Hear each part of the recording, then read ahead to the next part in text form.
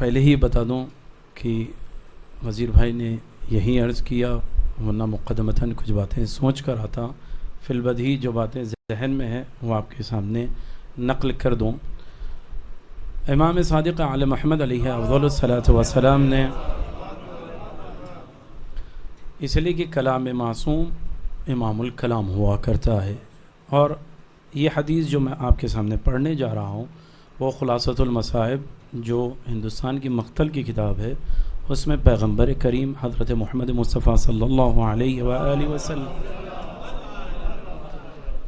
نے ارشاد فرمایا، من خدم اہل العزا کأنہ زارنی علی العرش 40 مرات مع علی ابن ابی طالب علیہ الصلوۃ والسلام۔ کہا جو اہل بیت علیہ الصلوۃ والسلام کی خدمت کرتا ہے، من خدم اہل العزا، اور عزاداروں کی خدمت کرتا ہے، مجلس میں آنے والوں کی خدمت کرتا ہے، کأنہ زارنی، تو پیغمبر نے فرمایا گویا اس نے میری زیارت کی، کہیں اور نہیں، علی العرش 40 مرات، عرش پر 40 مرتبہ، ماں علی ابن ابی طالب علیہ السلام، وہ تنہا نہیں آیا، میرا بھائی علی اسے لے کر میرے پاس آیا۔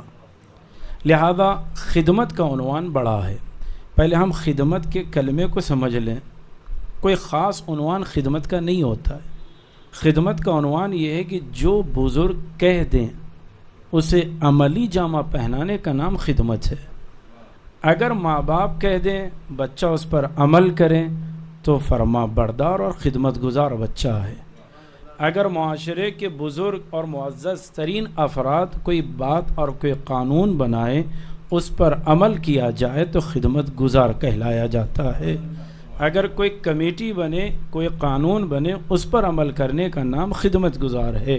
کیوں کہ جو اوامر اور جو نواہی ہے، اوامر کو نافذ کرنا اور نواہی سے اجتناب کرنے کا نام ہی خدمت ہے۔ یہ خدمت کبھی دائرہ تنگ رکھتی ہے کہ جب ماں باپ سے ہو، خانوادے سے ہو تو خدمت کا دائرہ تنگ ہے، لیکن اگر خدمت کسی معاشرے کی ہو، انسانیت کی ہو تو دائرہ وسیع ہو جاتا ہے۔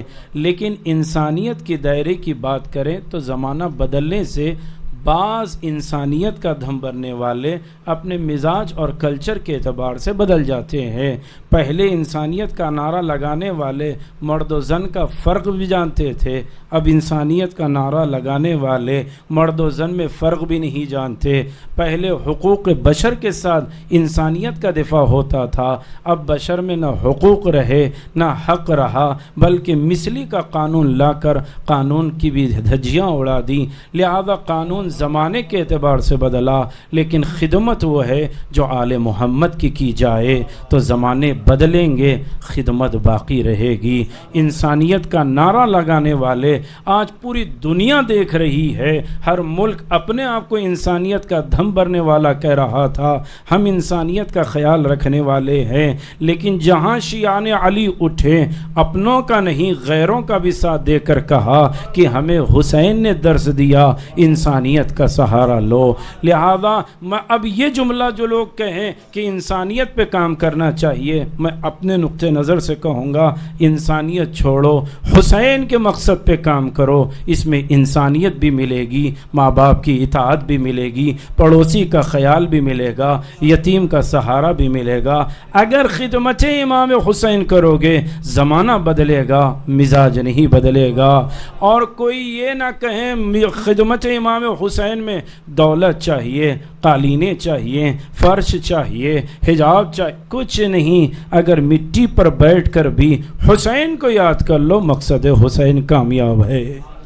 یہی وجہ خدمت عنوان رکھتی ہے، عام جس زاویے سے آپ کرتے جائیں آگے بڑھتے جائیں۔ اگر خدمت امام حسین کرنا ہو، ماں باپ کی اطاعت کرو، خدمت امام حسین ہے، بڑوں کا احترام کرو، خدمت امام حسین ہے، چھوٹوں کا سہارا، چھوٹوں کو سہارا دو، خدمت امام حسین ہے، اپنی انا بھلا دو، خدمت امام حسین ہے، اپنی شخصیت کو ختم کر دو، ولائے آل محمد کے لیے یہی خدمت آل محمد ہے۔ اب جب خدمت کا مفہوم یوں سمجھ لیا تو دو جملے میں آپ کی خدمت میں عرض کروں۔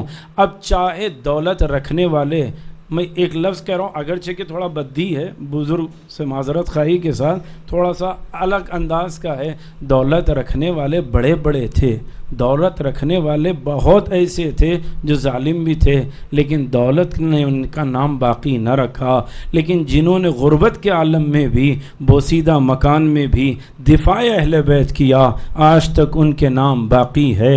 اب چاہے عبدالحمید جابلقی صاحب کو کوئی یاد کرے نہ کرے، تشیع یاد کرتی ہے، میر مومن استرابادی کو کوئی یاد کرے نہ کرے، ہر سکے پر نام لیا جا سکتا ہے۔ اب چاہے پیشوائے سلطنت ہو یا میر جملگی کا عہدہ، علامہ ابن خاتون کو یاد کیا جائے گا۔ سید ملا رضی نے آ کر، سید حسینی موسوی نے آ کر بتا دیا اگر حکومت چلے گی تو حسین ابن علی کے آئین پر چلے گی۔ فقہ جعفری کو نافذ کر کے بتایا نظام الدین کا واقعہ کیا ہے، بہمنی حکومت کی آوازیں کیا ہے، قطب شاہیوں کی آوازیں کیا ہے۔ اب یہاں کوئی اپنے ورثاء کا نام لیں، انہوں نے کہا ہم دفن ہو جاتے ہیں، ناموں پر علی ہونا چاہیے، حسین ہونا چاہیے، اسی لیے دوسری حکومت تباہ ہونے کے بعد یاد کرنے والا کوئی نہیں ہے۔ یہاں اورنگزیب جیسے آ کر ظلم کر کر جا چکے ہیں، اور کئی لوگ صوبے داری حکومت سے نظام ششم کے اواخر تک کی تاریخ دیکھیں، نام حسین لینا مشکل تھا، لیکن پھر بھی لوگوں نے عقیدت میں اپنے آپ کو ختم کر کر امام حسین کے مقصد کو آگے رکھا۔ لہذا عمارتیں چاہے کچھ بھی ہو، علم بتاتا ہے حسین کی عزاداری باقی ہے، فرش عزا بتاتی ہے حسین کی عزاداری باقی ہے، اور یہ باقی رہنے والی ہے۔ لیکن اگر کوئی کہے، معذرت کے ساتھ ایک عمومی جملہ کہہ رہا ہوں، اگر کوئی کہے میں نہ ہوتا، عزاداری نہ ہوتی، فرش نہ ہوتا، ماتم نہ ہوتا، تو ان کے لیے ایک جملہ کہوں، جب آپ نہ تھے تب بھی عزاداری تھی، جب آپ نہیں رہیں گے تب بھی عزاداری رہے گی۔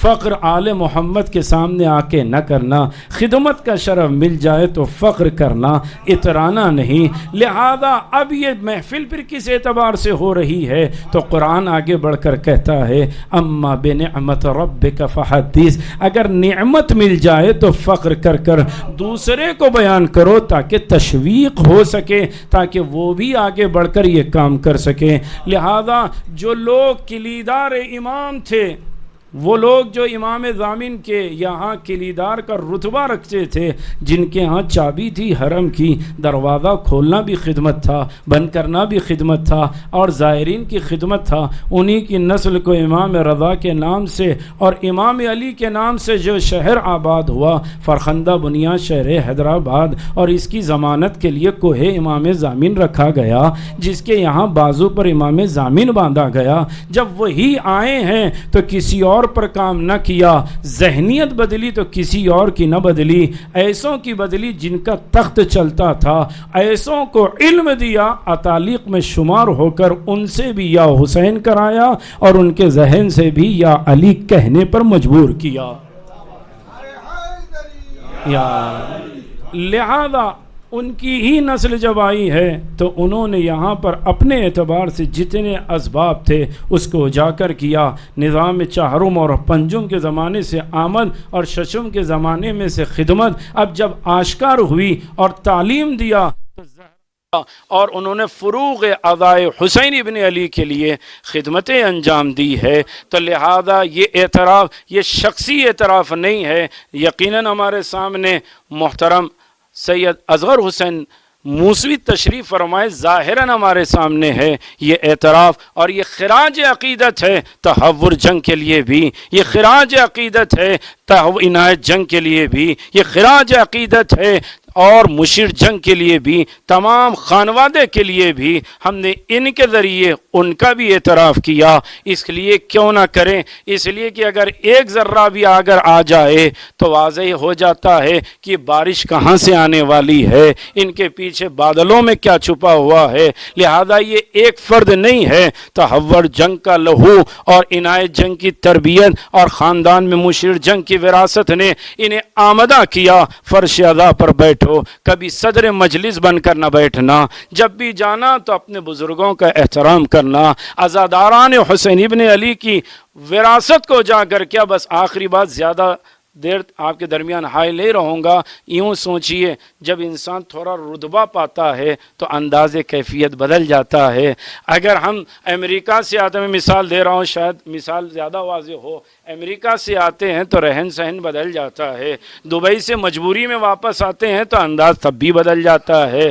کہا کیوں؟ انسان جب واپس آتا اپنی دولت و شہرت و اپنے تمام چیزوں کو ملحوظ خاطر رکھتا ہے, لیکن اگر تھوڑا سا زمانہ بدل جائے, سرکل ہو جائے تو اس کی شخصیت بدل جاتی ہے. ایم ایل سی ہو جائے تو انداز بدل جاتا ہے, ایم ایل اے ہو جائے تو انداز بدل جاتا ہے, ایم پی ہو جائے تو پھر بارگاہ بھی نظر نہیں آتی. ہر زاویے سے انسان بدلتا جاتا ہے. اگر یہی شخصیتیں جیسے جیسے عہدے بڑھتے ہیں تو پھر انسان کرانہ کشی کرتا ہے, کنارہ کشی کرتا ہے. پھر کبھی آپ کو بڑے عہدے والے تبرک تقسیم کرتے ہوئے نظر نہیں آئیں گے, بڑے عہدے والے پانی پلاتے ہوئے نظر نہیں آئیں گے. کہا کیوں؟ اپنی انا میں ہے کھوئے ہوئے. لیکن یاد رکھیے, جو میر عثمان علی کے پاس بلانے والے کون تھے؟ جب خطوں کی کتابت کے ذریعے سے میر انیس آل اللہ مقامہ کو خط لکھا, حضور تشریف لائیے, تو میر انیس قبول نہیں کرتے, اس لیے کہ شورائے اعظام موجود ہے, فخر دکن موجود ہے. یہ جملہ کہہ رہا ہوں, میر انیس کا جملہ تھا. کہتے ہیں مجھے عمرہ کی نشستیں پسند نہیں ہے, مجھے بارگاہوں میں جانا پسند نہیں ہے, میں اہل بیت کا خدمت گزار ہوں, میں آل محمد کے لیے فرش پر بیٹھ سکتا ہوں. قبول نہیں کرتے تھے. لیکن جب تحور جنگ حج پر گئے, ملاقات ہوئی کون؟ صاحب کتاب ابقات الانوار سے, جن کی کتاب کا جواب آج تک کسی نے نہیں دیا. ایسی امامت کی کتاب لکھی. پوچھا دکن کے حالات کیا ہے؟ کہا حضور سب منتظر ہے, میر انیس تشریف لے آئے. کہا میں گزارش کروں گا, یا رک کر جملہ کہوں, میر انیس کو لوگ سمجھتے ہیں صرف ایک شاعر ہے. تخیلاتی وادی سے نظر اور نظم کو مرتب کر کر قافیہ شناسی عروض کے پیمانے کے ذریعے سے الفاظ کہنے والے کا نام میر انیس نہیں ہے. اپنے زمانے کے مجتہد تھے, جن کے لیے سند ہے محمد عباس الجزائری الموسوی نے تحریر کر کے دیا, محمد علی مشہدی نے لکھ کر دیا. ایسے فنکار آدمی تھے, ایسی شخصیتیں تھیں. انہوں نے جب کہا, میر حامد حسین ہندی نے آ کر کہا حضور میری خواہش ہے تحور جنگ کے مطالبے کو پورا کیا جائے, آپ تشریف لے جائیں دکن. تو میر انیس علیہ الرحمہ پہلی مرتبہ حامد حسین ہندی کے کہنے پر دکن تشریف لانے کے لیے آمدہ ہوئے. محفلیں سجانے کے لیے لوگ تیار ہوئے تو گلبرگہ میں ٹرین ختم ہوتی تھی, اسٹیشن تھا, وہاں تک استقبال کے لیے اور ان کی خدمت کے لیے 500 افراد تھے. کوئی بگی اٹھانے والا تھا, کوئی پردہ اٹھانے والا تھا, کوئی تعام لانے والا تھا, کوئی نالین اٹھانے والا تھا. لیکن اب جملہ یہ ہے, جب پروگرام ختم ہوا, خمسہ یا مجالس جو ختم ہوئی, جانے لگے تو اتالیق کا مجمع تھا, وزراء بھی موجود تھے, عمراء بھی موجود تھے.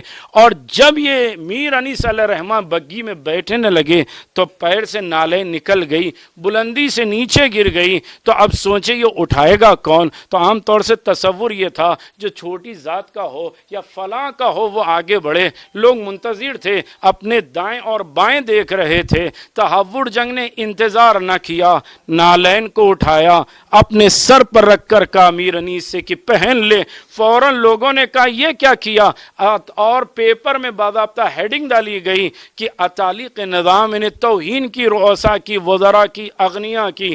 تو جب طلب کیا, نظام نے پوچھا یہ کیا کیا؟ کہا یہ کم تھا عزادار حسین کے لیے, یہ کم تھا ذاکر حسین کے لیے, یہ کم تھا ان کے احترام میں جس کا وہ ذکر کرنے آئے تھے. میں نے انیس کو نہیں دیکھا, میں نے حسین کے خادم کو دیکھا. میں نے انیس کو نہیں دیکھا, میں علی والے کو دیکھا. لہذا آج انہی کی فرد کا یہ اعتراف ہے. تو صرف ان کا اعتراف نہیں ہے, ان کے جد کا بھی اعتراف ہے, خانوادے کا بھی اعتراف ہے, اور ام محترم کا بھی اعتراف ہے, تمام بھائیوں کا بھی اعتراف ہے کہ آپ کی جیسی شخصیت اور تربیت نے دکن کے ماحول کو اتنا اجاگر کیا. اور دعا یہی ہے, خدایا جس زاویے سے جس نے بھی کسی اعتبار سے بھی خدمت اہل بیت کی ہے تو خدایا اس خدمت کو قبول فرما, اور ہم سب کو دفاع آل محمد کرنا نصیب فرما۔ جتنے ماتمدار عزادار حسین ابن علی جس گوشے میں رہتے ہیں خدایا ان کی حفاظت فرما، ماتمداروں کے بازوؤں میں قوت حیدری عنایت فرما۔ اگر دشمنان آل محمد لائق ہدایت ہے تو ہدایت عطا فرما، ورنہ انہیں نیست و نابود فرما۔ امام وقت کے ظہور میں تعجیل فرما، ہماری آنکھوں کو دیدار امام کے لیے آمدہ فرما، ہمارے ہاتھوں کو بیعت امام کے لیے آمدہ فرما۔ خدایا جب بھی ذہن اور دل میں جگہ بنے تو ولایہ آل محمد کے لیے ہو، ہماری زبان جب بھی چلے ذکر علی اور ذکر حسین کے لیے ہو۔ خدایا ہمارا خاتمہ ولایہ آل محمد پہ فرما، ہماری قوم کو شر اشرار سے محفوظ فرما، حاسدین کے حسد سے محفوظ فرما، اور ہم سب کو آخری نفس تک خدمت اہل بیت کرنا نصیب فرما۔ ربنا تقبل منا انك انت السميع العليم اللهم صل على محمد وآل محمد۔ اللهم صل على محمد۔ بسم اللہ الرحمن الرحیم۔ السلام علیکم ورحمۃ اللہ وبرکاتہ۔ دنیا بڑی خود غرض ہو چکی ہے، میں، میرا، مجھ سے، اگر کچھ کوشش بھی کیا اپنی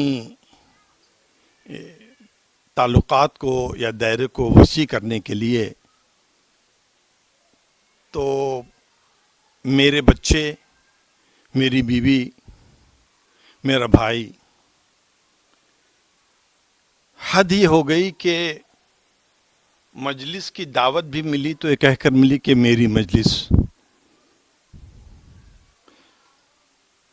جبکہ اسلام وہ واحد مذہب ہے جس نے اجتماعیت کی ترغیب دی ہے۔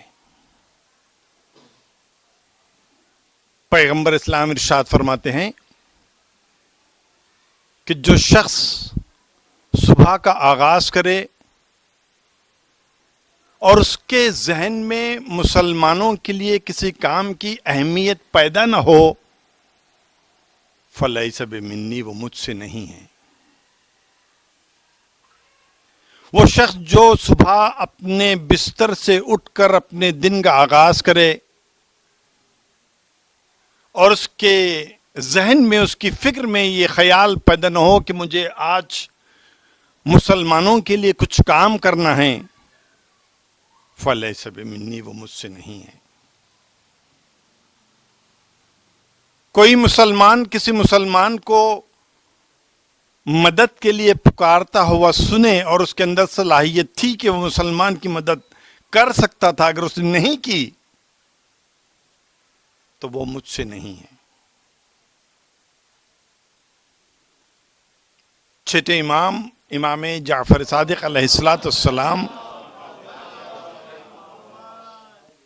فرماتے ہیں کہ سئل یا رسول اللہ صلی اللہ علیہ وآلہ وسلم، کہ میرے جد پیغمبر اسلام سے سوال کیا گیا تھا، من احب اللہ للناس،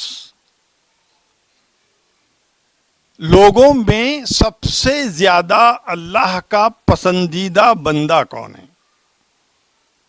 بات مسلمانوں کی نہیں تھی، مومنین کی نہیں تھی، سوال تھا کہ لوگوں میں، عام انسانوں میں اللہ کا سب سے پسندیدہ بندہ کون ہے؟ جواب تھا انفع الناس للناس، اللہ کی نظر میں سب سے پسندیدہ ترین بندہ وہ ہے جو لوگوں کے لیے کام کرے، لوگوں کے نفع کے لیے کام کرے۔ اب اگر یہ انسان مسلمان ہو، انسان مومن ہو، انسان عزادار حسین ہو، اور اس کے لیے کوئی کام نہیں بلکہ نسلیں وقف کر چکا ہو، تو وہ اللہ کے نزدیک کتنا محبوب ترین ہوگا ہم اندازہ نہیں کر سکتے، اس لیے کہ پیرامیٹر تو امام نے بتایا تھا کہ جو انسان کے لیے کام کرتا ہے وہ اللہ کے نزدیک محبوب ترین ہیں، لیکن انسانیت کے معیار کو بڑھاتے بڑھاتے اگر ہم عزادار امام حسین تک پہنچ جائیں، اور ایک نہیں بلکہ ان کے والد، والد کے والد، اور آج یہ چوتھی اور پانچویں نسل میں جنہوں نے اپنے آپ کو مکمل طور پر وقف کر دیا ہو عزادار امام حسین کی خدمت کے لیے، تو ان کا مرتبہ ہم شاید تصورات کی دنیا میں ڈوب کر سوچ سکتے ہیں، اندازہ نہیں لگا سکتے۔ میں بہت چھوٹا تھا، جوانی میں، بچپنے میں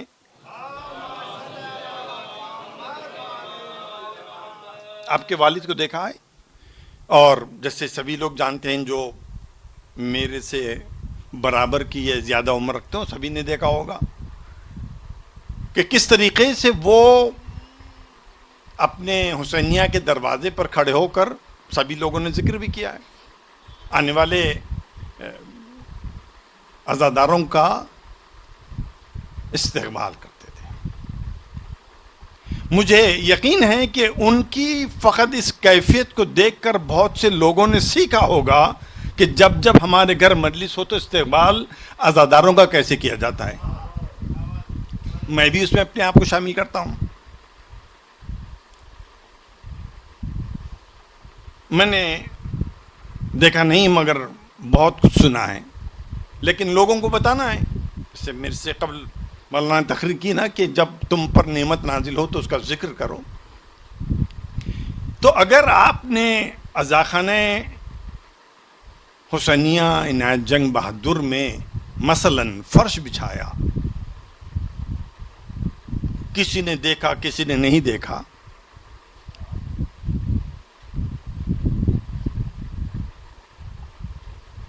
ظاہری طور پر یہ ریکارڈ ہو رہا ہے، نوجوان نبی ہوں تو ہو سکتا ہے بعد میں دیکھیں، ان کو بتا دوں کہ یہ سلسلہ نسب بھی ان کی نسل میں خصوصیت کے ساتھ کیسے آیا۔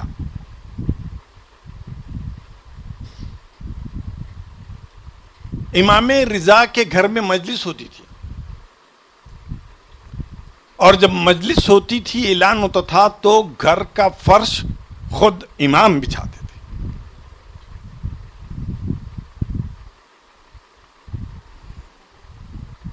تو خادم نے آگے بڑھ کر کہا کہ فرزند رسول آپ زحمت کیوں کرتے ہو، ہم ہیں، ہم آپ کے نوکر، آپ کے خادم، ہم یہ حاضر ہیں، ہم کریں گے کام۔ امام جواب دیتے تھے، تمہیں کیا معلوم کہ اس فرش پر کون کون بیٹھنے والا ہے؟ یہ چیز امام سے نسل میں آئی ہے۔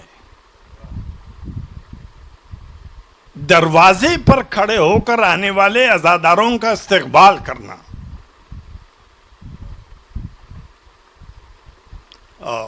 میں نے کہا نا کہ جب مجلس ہوتی تھی امام فرش بچھاتے تھے، اس کے بعد کیا کرتے تھے امام؟